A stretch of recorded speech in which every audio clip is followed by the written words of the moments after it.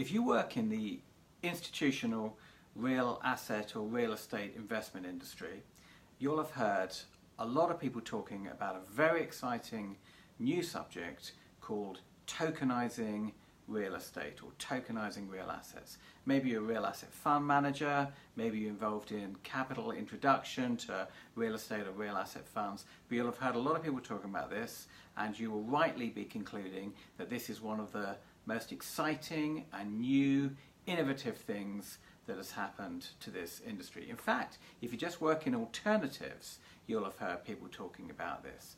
Now, tokenizing real estate or tokenizing real assets promises to do something very exciting, which is it promises to introduce a new kind of liquidity to an otherwise illiquid asset. And this delivers three very exciting benefits.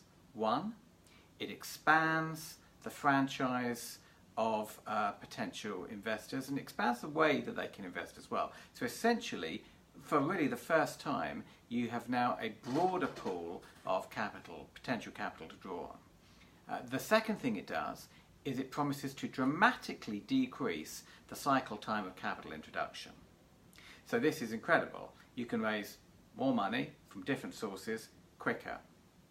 And the third thing it promises to do is, using technology, enable new and exciting, almost micro exposures over real assets.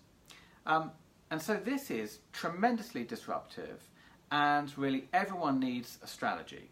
However, there are some very serious complications which are not widely understood at the moment by people in this area, maybe because they're financial services people rather than financial technology people. And they do need to be understood by everyone before you figure out exactly what your real estate tokenization strategy should be.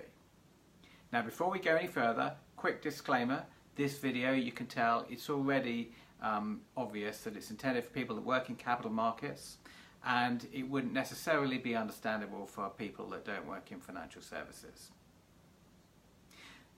So here are the complications.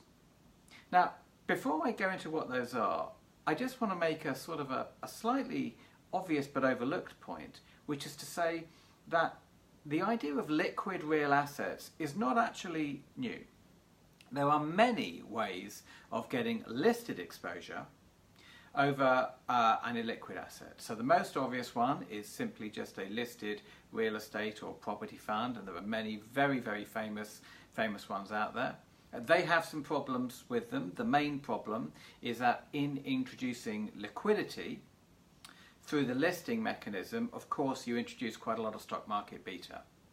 However, the reason why that is sometimes worth living with is it means that for certain types of retail investors, they would not otherwise be able to buy these funds or these exposures to portfolios, and therefore the listed mechanism is critical to them because actually enables them to hold it in their portfolio.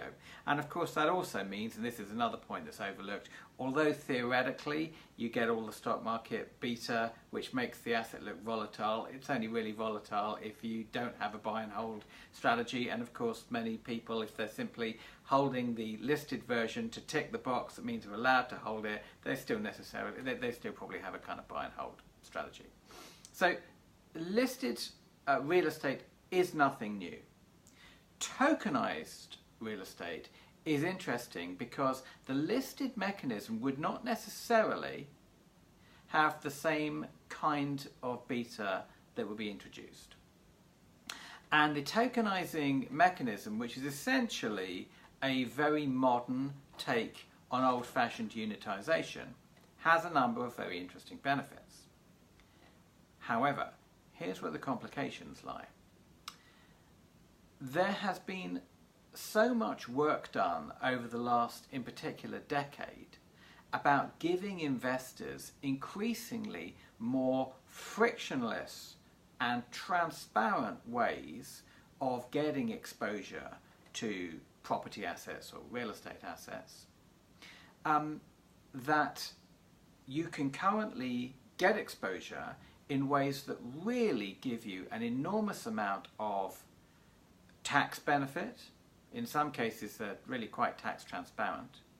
Fee benefits. In many cases, there are very, very low fees. And very easy to buy. So the most obvious structure out there is something called the REIT structure, which anyone watching this video will be familiar with or should be familiar with. And the thing about REITs is that they're very tax efficient and they're very cheap for investors. So this is a problem because when you talk about tokenizing real estate, you are really throwing all of that away. So these are some of the complications that you have to overcome. Now they can be overcome, and they can be overcome in a way which is very dramatic and very powerful. So what I now want to do is I just want to summarize some of the powerful ways in which you can overcome those and really get this kind of tremendous strategy working for you.